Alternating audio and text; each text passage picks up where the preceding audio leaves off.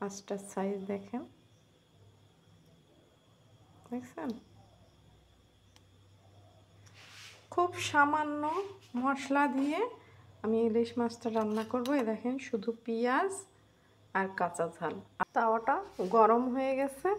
এই দেখেন, আমি মাছটা তেলে ছেড়ে দিচ্ছি।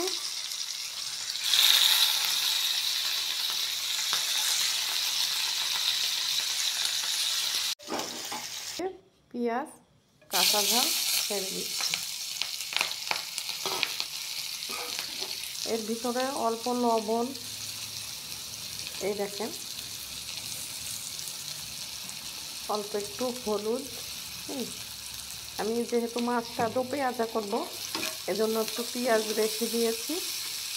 পেঁয়াজটা লাল হয়ে গেলে অল্প পানি দিয়ে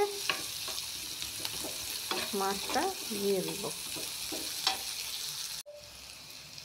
দেখেন, আমাদের পেঁয়াজটা নরম হয়ে এসেছে। এবার আমরা এতে অল্প করে পানি দিয়ে দিব, বেশি না, অল্প করে। এবার মাছটা এর ভিতরে দিয়ে দিলাম। অল্প হালকা শুধু পেঁয়াজ আর কাঁচা ঝাল দিয়ে আমরা আজকে ইলিশ মাছের দো পেঁয়াজা রান্না করলাম।